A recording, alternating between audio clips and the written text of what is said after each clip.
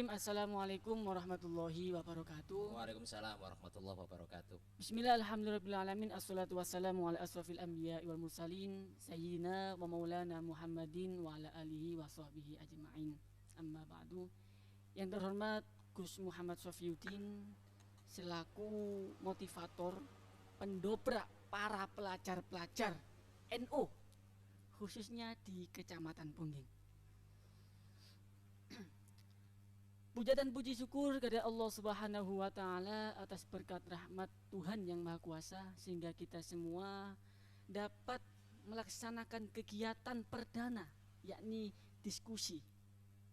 Diskusi kali ini mengenai kader-kader pelajar milenial untuk menyongsong era 5.0. Salawat serta salam tetap tercurahkan kepada baginda kita Nabi besar Muhammad sallallahu alaihi wasallam. Allahumma sholli wa sallim alaihi. Ketiga kalinya saya di sini Ahmad Zafar Siddiq selaku moderator dalam bincang malam kali ini yang dalam malam ini langsung akan diisi atau pemantik oleh Gus Muhammad Sofiyuddin. Sebelumnya akan saya perkenalkan dulu. Gus Muhammad Sofiyuddin ini adalah asli orang Indonesia. Iya betul sekali. Beliau lahir di Kemlaki, Betul. Mojokerto Utara. Oh, Kalau dalam istilah Jawa itu lore kali. betul. Beliau ini kenapa saya panggil Gus pendobrak? Karena beliau ini adalah seorang motivator di mana ketika pada saat itu Pungging masih marak-maraknya pelajar yang masih amburadul. Pada saat itu ada sosok Mas Sofi yang mengarahkan kita untuk gabung di pelajar NU. Dan alhamdulillah sekarang sudah menjalankan periode dan alhamdulillah pada saat ini periode kedua. Mungkin Mas Sofi sendiri akan memperkenalkan atau membuka. Pada dasarnya bincang malam kali ini kita mengenal pesan salah satu yaitu Tolha Mansur, salah satu sesepuh kita, di mana kita sering mendengar sebagai kader IPNU kita harus semangat idealisme dan budaya intelektual. Ngoten Gus. Cuman pada dasarnya kita nanti akan diskusi secara mengalir. Mungkin ada pembuka testimoni dari Gus Muhammad Sofiyuddin. Monggo. Oke. Bismillahirrahmanirrahim. Assalamualaikum warahmatullahi wabarakatuh. Waalaikumsalam warahmatullahi wabarakatuh. Yang saya hormati rekan moderator, rekan Zafar yang begitu sangat istimewa buat saya. Masya Allah. Matur suwun. Alumni ketua PAJI Penuh Kecamatan Pungging dan hari ini kita reunian ya pada kesempatan malam hari ini. Oke. Jadi pada kesempatan kali ini memang alhamdulillah kita bisa bertemu di studio kami untuk sama-sama berdiskusi tentang pelajar dan sebagainya. Siap. Dan juga temu kangen. Pada intinya silaturahmi lah yang paling penting ya. Oke. Jadi untuk membuka diskusi kita pada malam hari ini dan memang menyambut 5.0 atau 5.0, di sini kita harus yakin bahwa ada sesuatu hal yang memang penting harus diketahui oleh pelajar kita, diketahui oleh kalangan-kalangan kita semua bahwa di 5.0 atau zaman era the society ini kita harus memiliki kecerdasan teknologi, di mana kali ini kita nggak boleh kalah bersaing dengan rekan-rekan yang lain di bidang teknologi.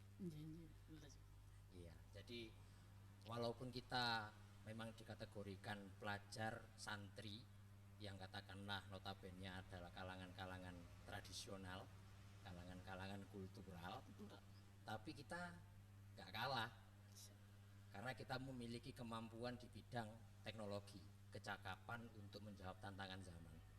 Itulah yang paling penting dan yang paling hakikat banget untuk pelajar-pelajar kita saat ini. Itu pesan pembuka dari saya. Iya. Saya boleh sambil merokok ya? Oh iya silakan, ini diskusi santai Gus bincang malam. Jadi ini teman-teman rekan-rekan semua yang sudah menyaksikan live IG di channel Cak Jomat atau Muhammad Sofiyuddin. Itu salah satu kalimat pembuka dari Gus Muhammad Syafiuddin. Mohon maaf sebelumnya, beliau ini adalah salah satu alumni Ketua Cabang IPNU Kabupaten Mojokerto, dan beliau adalah pengurus wilayah dan juga pimpinan pusat IPNU. Ngoten Gus ya. Nggih. Jadi gini Gus, kalau kita lihat peran pelajar Gus, saat ini kan apa ya, momen-momen atau situasi dalam pandemi Gus. Lah, peran pelajar sendiri terkesan ini nggak ada peran Gus. Kalau saya lihat terjadi di desa misalnya Gus, ini sering sekali misalnya ada kegiatan pembelajaran online, ini malah dibuat kesempatan bagi pelajar Gus. Misalnya pakai game online. Nah, padahal kita tahu orang tua itu membelikan handphone dan sebagainya itu untuk kemanfaatan dari pelajar sendiri Gus. Nah, terkadang pelajar sendiri itu pun tidak bisa memanfaatkan yang namanya handphone Gus.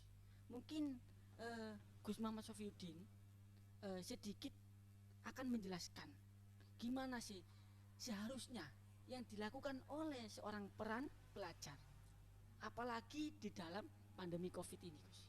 Ngonten Gus. Oke, jadi pada situasi yang memang seperti ini, yang harus kita lakukan adalah mematuhi protokol kesehatan yang sudah diberikan dan disosialisasikan oleh pemerintah. Terutama kita memang harus melakukan physical maupun social distancing dengan orang lain. Lah, problematikanya sekarang adalah bagaimana ketika kita memang tidak bisa melakukan berkumpul, tidak bisa melakukan kegiatan yang seperti normal biasanya, maka yang harus kita miliki adalah inovasi-inovasi atau kreativitas-kreativitas yang bisa kita lakukan untuk media pembelajaran. Kalau Anda tadi menanyakan tentang media pembelajaran, maka hari ini yang paling penting adalah bagaimana pelajar itu memiliki mental yang kuat tentang teknologi. Kenapa saya katakan mental yang kuat tentang teknologi? Karena begini, kalau memang media pembelajaran kita hari ini adalah menyasar pada era media sosial dan teknologi, maka pergunakanlah media sosial dengan bijak. Jangan sampai media sosial ataupun pembelajaran yang memang berkaitan dengan internet itu kita pergunakan dengan salah. Karena seperti yang Anda katakan tadi, bahwa kalau belajar malah digunakan kesempatan untuk bermain game online, maka sebetulnya itu bukan yang memberikan pembelajaran atau yang memang posisinya melakukan pembelajaran yang salah, tapi mentalnya yang harus diperbaiki. Karena terus terang pelajar-pelajar kita mungkin dengan pembelajaran online bisa memahami materi, bisa kok. Namun karakter menancapkannya ke teman-teman, ke anak-anak, itu bagaimana? Karena yang paling penting itu adalah karakternya. Kalau mental itu tidak bisa hanya lewat pembelajaran secara online. Tapi kalau karakter itu bisa, kalau bisa bertatap muka dengan guru atau orang yang mengajarkan ilmu itu. Inilah yang menjadi salah satu hambatan. Kalau berkaitan dengan pembelajaran online, saya kira hari ini guru-guru sudah banyak melakukan inovasi. Sekolah-sekolah sudah banyak melakukan inovasi, baik melalui Google Classroom, baik melalui Zoom, baik juga melalui Google Meet, semuanya melakukan inovasi. Nah sekarang curi-curi kesempatan seperti itu kalau bukan mentalnya yang dibenahi, lantas bagaimana? Nah ini yang paling parah dan yang paling naif, yang paling miris adalah curi-curi kesempatan yang model seperti itu. Ya, curi-curi kesempatan yang memang sifatnya itu adalah sifat pinginnya melanggar suatu hal yang sebetulnya tidak wajar lah untuk dilakukan. Okay. Kan beliau ini jenengan kan sekaligus seorang guru. Iya. Ya. Kalau menurut jenengan, apakah sangat efektif Gus? Seperti pembelajaran secara online. Semisal gini Gus, seorang mahasiswa pun itu kurang efektif Gus. Terkadang ini banyak jam kosong, banyak tugas dan sebagainya. Ya.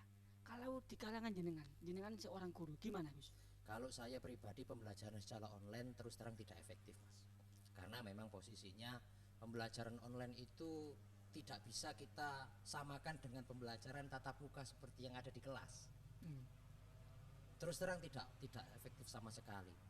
Kami pun sebagai seorang guru ya, karena saya katakan kami, terus terang banyak yang mengalami kesulitan ketika mengaplikasikan pembelajaran secara daring atau online. Mungkin ada banyak sekali guru-guru di luar sana yang terhalang jaringan internet. Jaringan internet saja kita terhalang. Bagaimana kita melakukan inovasi pembelajaran dengan teknologi, dengan media online di saat pandemi seperti ini, ya kan? Bagaimana? Susah kan? Nah, apalagi guru-guru yang ada di pelosok-pelosok Nusantara, yang ada di daerah-daerah yang pedalaman, yang tidak terjamah oleh listrik misalkan, jangankan jaringan internet. Ya, otomatis ini saya rasa sangat tidak efektif sekali. Paling enak memang pembelajaran yang langsung ketemu gurunya di kelas dan memang melaksanakan pembelajaran secara normal seperti yang di sekolah seperti biasanya.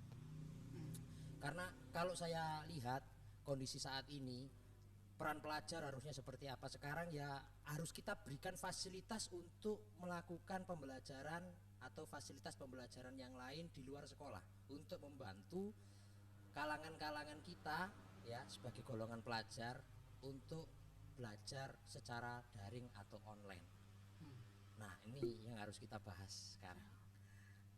Kan gini, tadi jenengan berkata bahwasanya daring ini kan kurang efektif. Apakah ada program dari guru sendiri, misalnya langsung terjun ke rumah dari siswanya, Gus? Sebetulnya ada. Ada nggih? Ada. Kalau berangkat ke rumah siswanya ada. Itu kalau mungkin ukurannya satu desa ya wilayahnya. Oh, satu desa.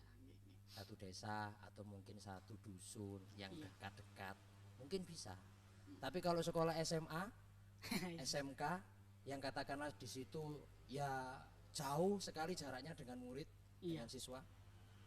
Lantas bagaimana guru melakukan pembelajaran satu persatu? Apalagi satu kelas lebih dari 20 orang. Biasanya standarnya 32 ya kan. Satu persatu. Waktunya cuma habis di tengah jalan doang. Itulah kenapa pembelajaran online harus dilakukan. Ya kalau mungkin SDMI yang katakanlah sekupnya masih satu desa, sekupnya masih satu kota, bisa ya.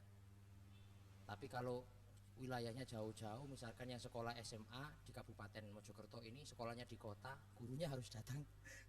Bayangkan saja, waktunya pasti akan habis di perjalanan saja. Kota ke sini 45 menit. Apalagi pembelajaran online itu tidak hanya satu pelajaran loh. Ada lebih dari 13 pelajaran yang harus dipelajari setiap harinya. Bayangkan. Jadi gini Gus, kalau menurut pandangan saya ini Gus, selaku pelajar Gus, kalau melihat kondisi seperti ini Gus, saya melihat keintelektual para siswa ini menurun Gus. Iya memang Gus ya. Karena mengapa? Kalau melihat kita kan, kalau kita tatap muka secara nggak langsung, kita ada teguran, peringatan. Misalnya kalau nggak ngerjakan camblek, dipares, kasih tugas lagi gitu Gus. Nah, tapi kalau gini kan mungkin titip temen kan gitu. Nah, jadi ini kan dalam lingkup pelajar kalangan umum Gus ya. Saya sekarang ini mau tanya jenengan. Saya kalau melihat jenengan ini jujur Gus nih, motivator saya Gus. Gini, ngonten Gus. Jadi gini, saya melihat jenengan ini karir jenengan sangat pesat ini. Mulai dari merintis yang namanya The Jones dan sebagainya, dari kuliah sampai ngurusin penuh, kok bisa ngatur waktu kayak gitu Gus? Kalau kita melihat biasanya saya sendiri Gus, itu yang namanya males Gus, itu selalu ngegitu nih Gus. Misalnya, minggu seharusnya ngaji nggih, gendaan kan Gus ya. Seharusnya penuhan mancing kan Gus. Nah, jenengan ini kan sangat bisa, bahkan satu hari 10 kegiatan pun bisa. Ngoten Gus, apa yang menjadi motivator jenengan Gus? Yang menjadi motivasi saya satu, kita harus disiplin. Kalau kita punya amanah yang harus kita selesaikan, yang harus kita tunaikan, itu kan otomatis kita punya utang sama orang. Sampai mati pun kalau utang itu tidak kita lunasi, ya akan pasti ditagih oleh Allah. Bagi saya, ketika saya janji untuk datang ke suatu acara, karena saya sudah berjanji, ya otomatis saya harus datang ke tempat itu bagaimanapun caranya, karena saya sudah berjanji. janji itu utang. Maka biasanya kebiasaan kita adalah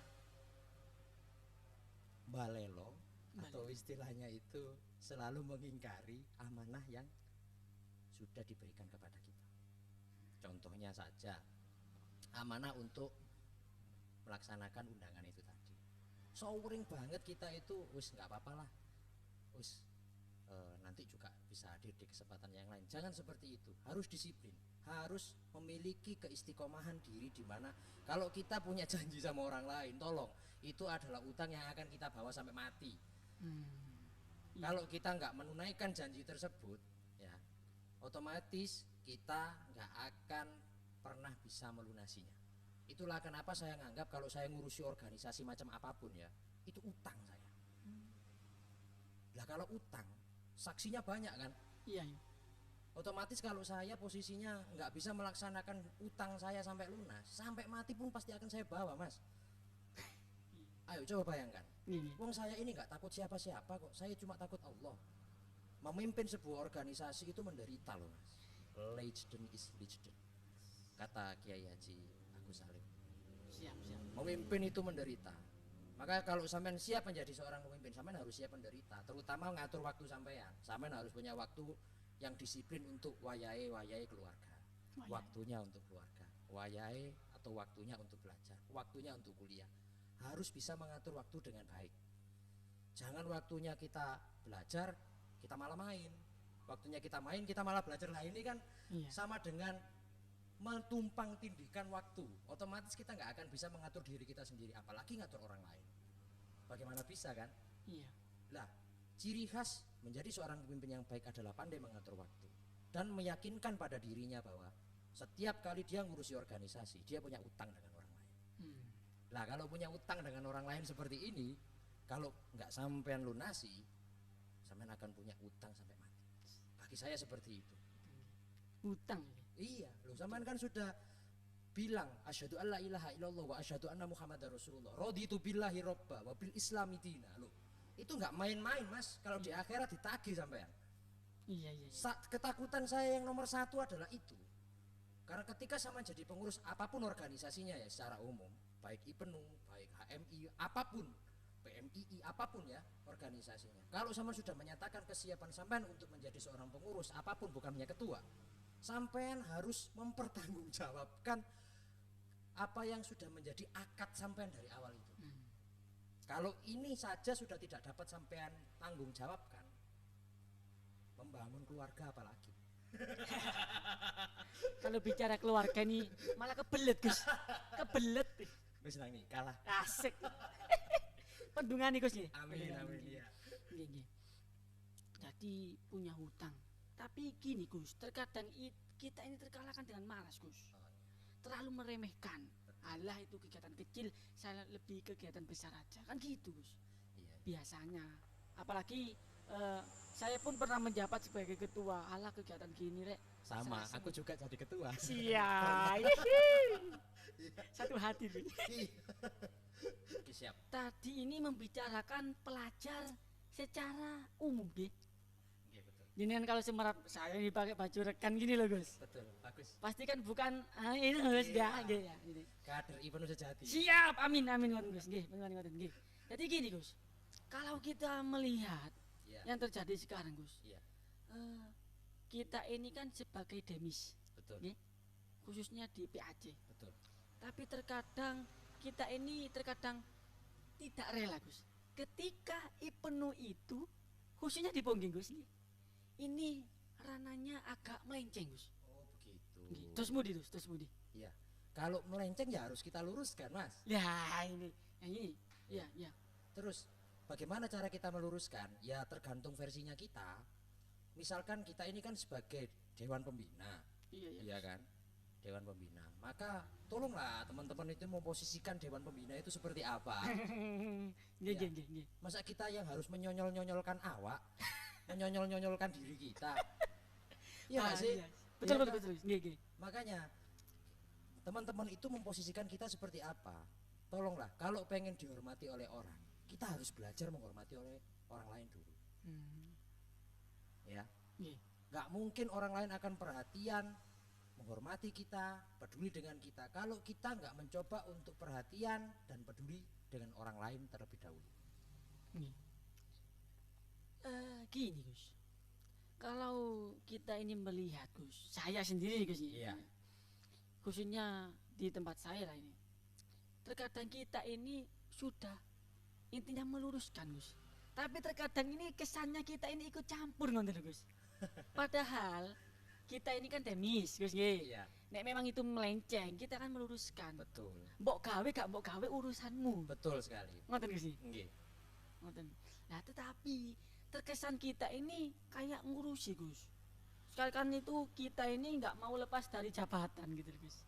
Padahal nyuwun sewu Gus nggih. Iya. Saya ini nggak akan ikut campur. Kegiatan silakan dilaksanakan, tetapi ketika Ibnu PBNU yang ada di situ melenceng Gus, apalagi saya dan jenengan ikut babat alas Gus ya. Kalau melenceng kan nggak terima Gus. Rumah kita diinjak-injak ngoten Gus. Terus pundi Gus? Jadi yang perlu saya beritahukan kepada sampean, Nggih, nggih. yang pertama yang harus kita pegang, kita ini posisinya sebagai alumni, ya kan? Alumni ketua Nggih. organisasi IPNU. Maka kita harus tahu kalau kita sudah menjadi alumni, hari ini posisi kita di mana.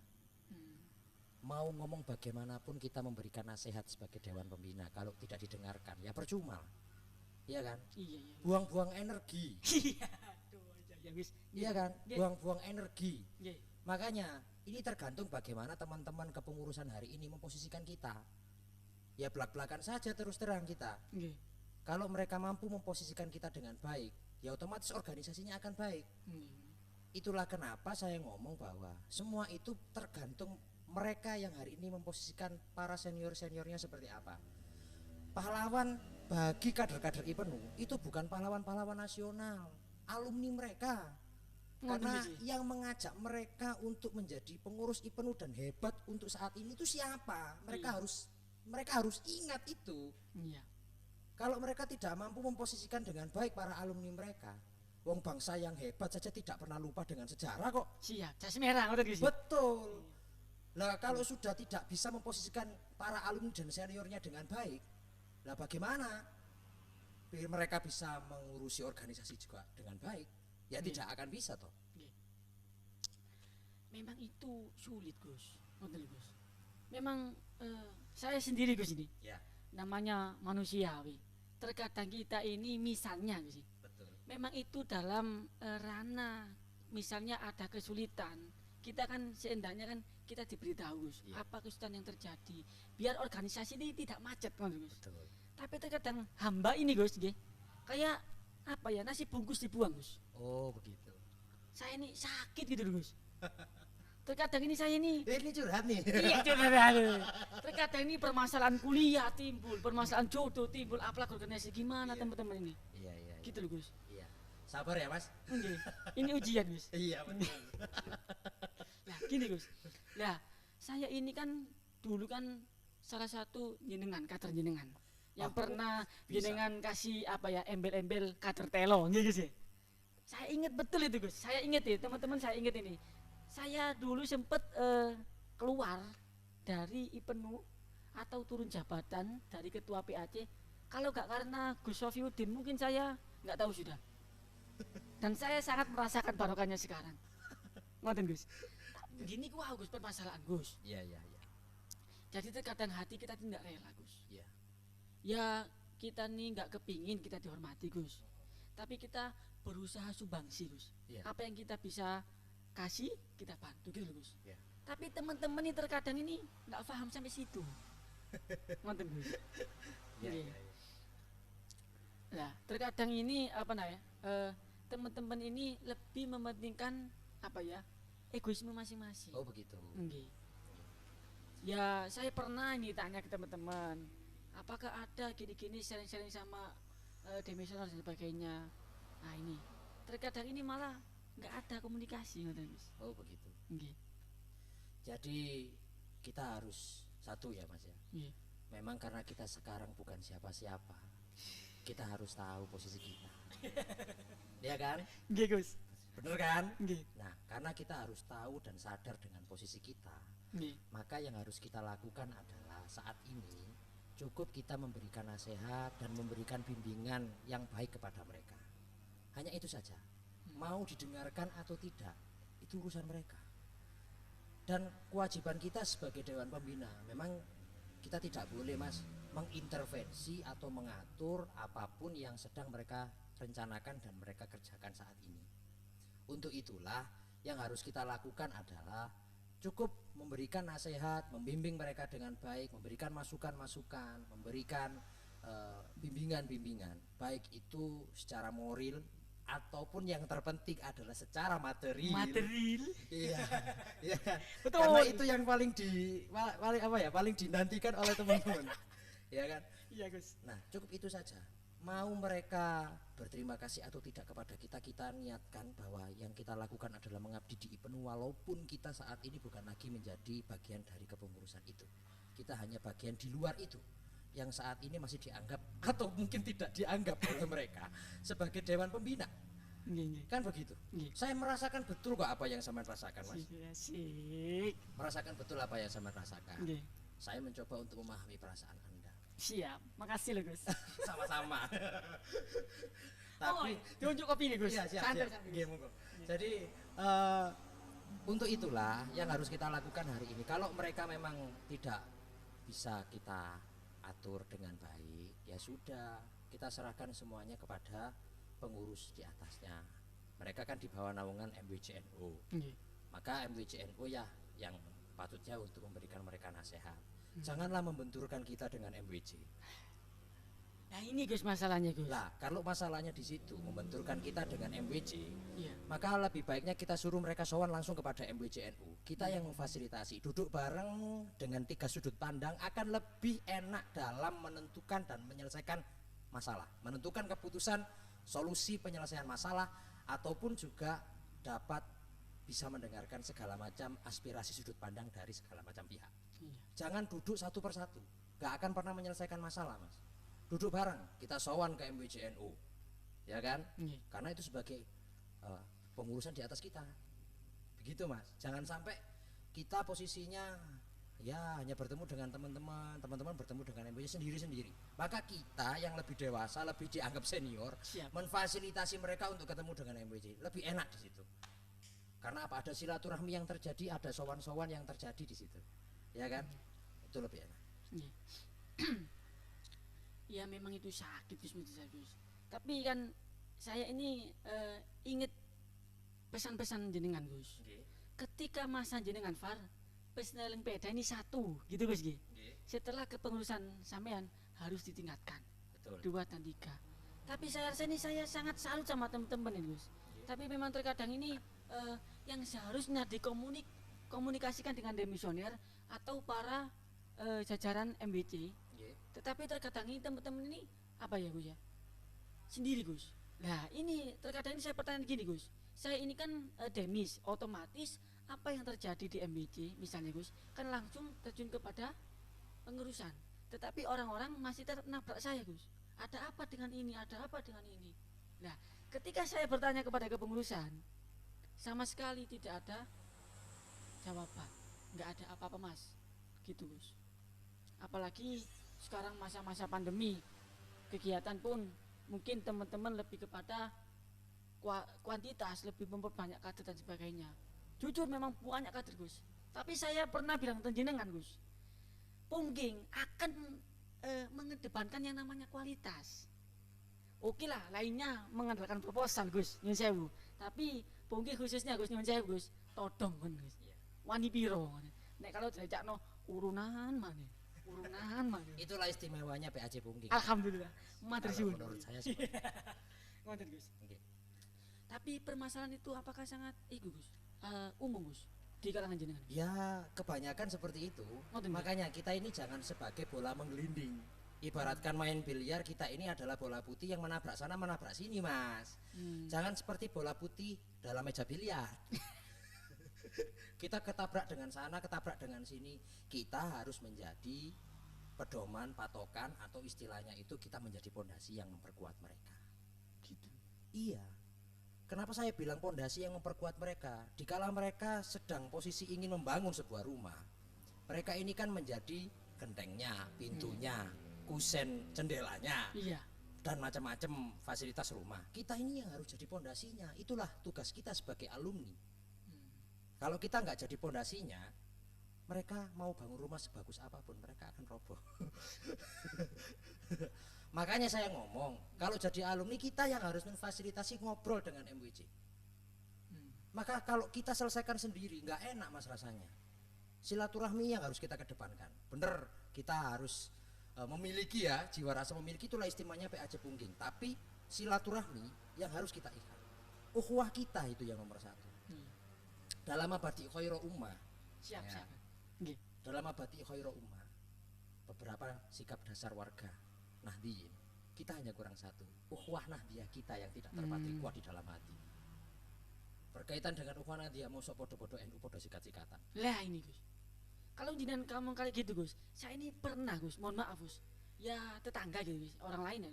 Ya, Kenapa Mas kader-kader di dalam IPNU sendiri misalnya, kenapa kader kok saling menyalahkan?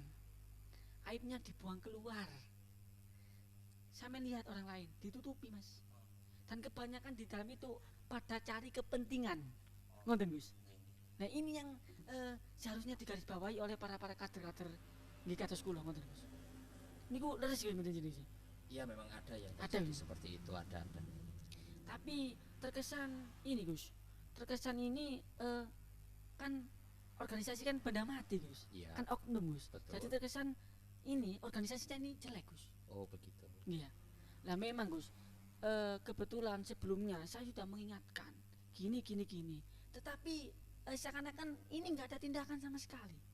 Kalau saya terus menggebu, saya pikir nanti saya sama ini udah demis, kenapa kok ngurusin lagi? Seharusnya sama ini pasif. Tetapi saya ada amanah. Tapi teman-teman tidak ada. Greget untuk bergerak ya. Iya itu. Oke. Persoalan itu cukup kompleks. Saya anggap seperti itu. Jadi persoalan-persoalan seperti itu kenapa saya bilang kompleks? Karena kita tidak bisa menyelesaikan sendiri. Apalagi berkaitan dengan organisasi. Organisasi itu menyatukan beberapa macam kepala, menyatukan berbagai macam sudut pandang dalam satu tujuan yang sama. Sulit gak sih? Sulit. Sulit. Karena memang sulit, itulah kenapa setiap pimpinan dari organisasi macam model apapun, ya kan, itu memiliki kriteria-kriteria khusus, tips-tips khusus versi mereka sendiri untuk bisa mendamaikan, untuk bisa memberikan solusi dan memberikan keputusan yang tepat dalam penanganan masalah. Iya itu. Kan begitu? Iya betul. Nah, berkaitan dengan hal itu, kalau masalah Nahdlatul Ulama tidak ada yang salah Mas dari NU. NU itu organisasi yang sangat agung, sangat bagus, sangat indah dan luar biasa sampai sekarang memperkuat NKRI kita sampai seperti ini. Nahdlatul Ulama itu saya anggap sebagai organisasi yang mampu menjadi pondasinya berbangsa dan bernegara. Yang menjadi permasalahannya adalah ini kalau ada orang ikut NU tapi setengah hati. Setengah hatinya akhirnya jadi tidak merasa memiliki Nahdlatul Ulama. Kalau hanya mampang nama siapa yang nggak bisa, iya kan? Iya. Yang harus kita lakukan adalah kita ikut memiliki NU ini. Apapun yang terjadi kita harus sama-sama ikut menutupi, ikut membentengi, ikut menata dengan baik. Ini kalau merasa jiwanya memiliki. Lah yang saya khawatir adalah oknum-oknum tidak bertanggung jawab yang masuk ke dalam organisasi ini justru malah merusak organisasi ini dan membuatnya semakin tidak karuan. Makanya kita harus bentengi anak-anak mulai dari sejak dini. Saya maklumi ya kalau IPNU masih tondong sana, todong sini, masih salahkan sana, salahkan sini. IPNU Mas. Karena memang masih anak-anak remaja yang mentalnya mereka belum dewasa. Itulah kenapa sejak dini kita latih. Tugas kita itu berat banget sebagai kader IPNU karena melatih mental mereka agar tidak menjadi seperti itu. Pondasi. Betul. Itulah kenapa harusnya lebih perhatian kepada generasi mudanya. Karena generasi mudanya yang akan menjadikan organisasi ini semakin kuat ke depan. Permasalahan-permasalahan itu tidak akan muncul di permukaan. Kalau sudah sejak di dalam kita hancurkan permasalahan itu dan kita temukan solusinya. Itulah yang saya maksud. Maka kayak mensikat sana, mensikat sini. Saya yakin tidak akan pernah ada kok yang seperti itu. Kalau sejak dini kita ikut memiliki organisasi ini dan menjaga nama baiknya dengan baik. Saya yakin tidak akan pernah terjadi. Repotnya sekarang kalau ikut IPNU terus setengah hati, apalagi terus terang. Saya kemarin itu melihat beberapa fenomena ini gaya ladang pacaran, Mas. Nggih, Aku itu gak bener. terima organisasi itu gue digawe ladang pacaran. Pacaran. Pacaran loh, Islam tuh gak ono, Mas. Betul itu Gus. Ya gak ono. Betul. Yang ada itu menghibah terus nikah. Lek memang suka sayang ya sudah menikahlah. Kan begitu. Ajang ketemuan Gus. Lah, makanya dari itu mensiasati agar tidak terjadi sesuatu hal yang memang melanggar syariat Islam. Saya minta tolong bahwa kita sebagai kader IPNU jangan sampai seperti ini. Ayo kita jaga nama baik IPNU IPPNU kita Siap. sebagai organisasi yang dulu ini loh riadohnya para kiai, riadoh doanya para ulama. Jangan main-main dengan kiai, jangan main-main dengan riadohnya doa para ulama kita. Karena bisa jadi ini akan jadi sebuah karma buat kita atau semakin membuat kita melesat tinggi, meroket. Kalau misalkan kita main-main dengan ini terus terang, kalau kita cuma jadikan ini ajang untuk menguntungkan diri kita sendiri, oh titenon. Iya, Hancur. Gus. hancur. Kalau jenengan ngomong ngoten Gus, saya ingat perkataan jenengan. Ojo golek opo-opo nang NU. Betul, Tapi iso ngkai opo nang NU. betul sekali. Tapi sekarang dibalik Gus. Ampun, inilah. Ya, ngoten Gus. Iya, iya. Kalau saya melihat ini dibalik sekarang Gus. Sebetulnya nggak pantas sih saya ngomongkan NU, masih banyak orang-orang yang lebih alim, lebih sangat taraf pengetahuannya lebih tinggi tentang ke-NU-an daripada saya. Saya mungkin hanya mewakili sekelumit dari pelajar-pelajar yang Iya. mungkin dalam keadaan hari ini kecewa dengan Iya. itu. Ini kan saya akan membicarakan secara keibnuan Gus. Di Betul. tempat saya gitu. Betul. Keresahan yang ada. Betul. Ngoten. Melihat fenomena yang terjadi kayak gitu Gus. Iya. Saya pernah dengan amanai VAR pasif aja. Pasif dan pasif. Tapi nggak bisa ya. nggak bisa. Iya, karena kita kan sudah terpatri kuat untuk memiliki IPNU Iya. ini. Betul nggak? Tas dulu. Ngopi dulu Gus, ngopi Iya, Gus. Santai, iya, Gus. Oke, siap. Sampai Gus, baju ini Gus. 5 hari baru saya cuci nih Gus. Masya Allah, gantilah Pak. Jas saya ini ada di rumah. Mau saya lelang gitu. Kalau jenengan bicara IPNU tempat ladang pacaran Gus, ini yang paling marak Gus. Mon nyun sewu Gus. Iya. Ladang politik Gus. Aduh. Saya ini pernah membaca buku di biografi NU yang terlupakan, Iya. Batul Hamansur, sebagai kader IPNU jangan sampai terjun ke politik praktis. Betul. Nggih. Politik praktis ya di sini ya. Nggih, Oke. gitu. Terus ditambah lagi, jangan merasa elit di kalangan masyarakat. Betul. Nggih. Sekarang IPNU-nya agak elit-elit gitu ya. Oh, mau elit-elit. Soalnya saya pernah merasakan Gus. Oh iya. Aku ketua PAC Pongging deh, ibaratnya ini camat ini, Hmm. camat ini. Karena apa? Gus mantap. Bingung mantan Oh, Gus. iya, ya. iya. Kuatan loh mantan saya Gus. Banyak mantan saya Gus. 21 Pak. Kalau Cak No biasanya ke 43 Gus. Oh, gitu ya? Masih ingat nggih Cak No? nggih? Ya, masih Cak No. ingat. Masih Masih kewede. Saya tuh nggak pernah lupa sama Cak Riono. Cak No nggih. Iya. Dulu itu kan penyuka touring. Ibaratnya kalau di itu Gus, di sawah Ya. itu sapi saya Gus. Oh iya. Cak No. Tapi kedengarannya mau Gus, mau Amin. ini Gus. Amin. Moga-moga. Jual beli. Iya. Oleh nyambung yang tadi yang berkaitan dengan politik. Bagaimana? Iya. Bagaimana? Ini kan marak politik Gus. Betul. Nah, terkadang mohon maaf Ya. ya. Terkadang terkesan keluarga kita IPNU kita ini dibeli. Oh begitu. Bro, wani piro tak entek nih bro. Oke. Wani piro pokoknya aku dadi. Engko kon takei duit piro, Oke. nanti aku jadi gini-gini. Lah, teman-teman seakan-akan ini dijual Gus, organisasi Gus. Gitu loh Gus.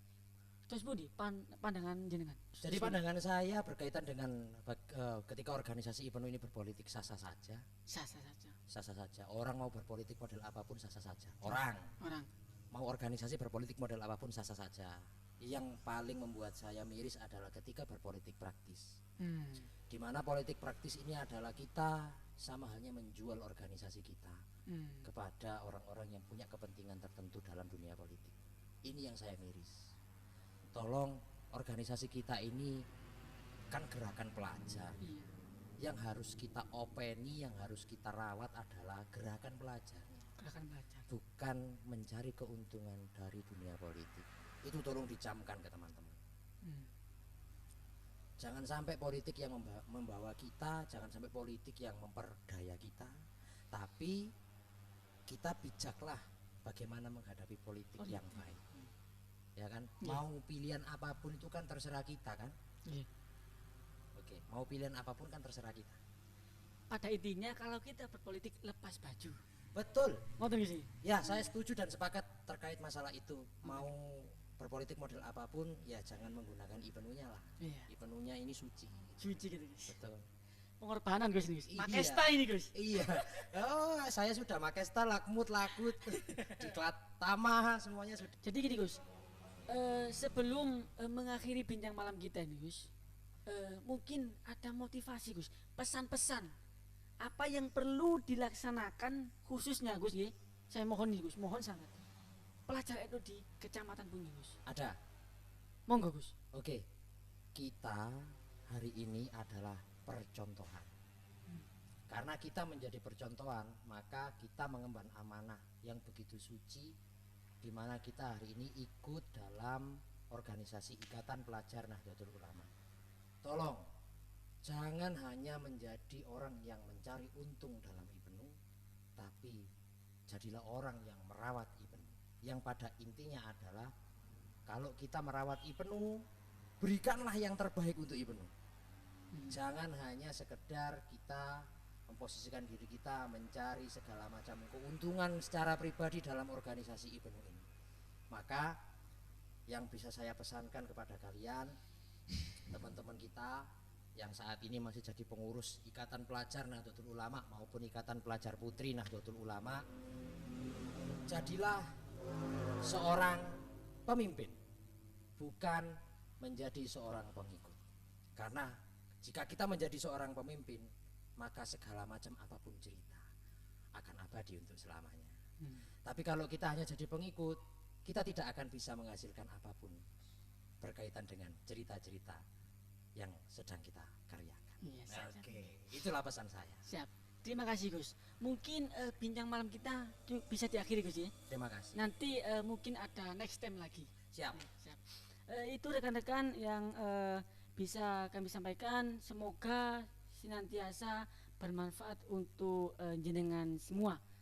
Nantikan next time lagi membahas seputar kajian diskusi seputar pelajar NU. Demikian saya mewakili dari kerabat dan juga kru yang ada di studio ini.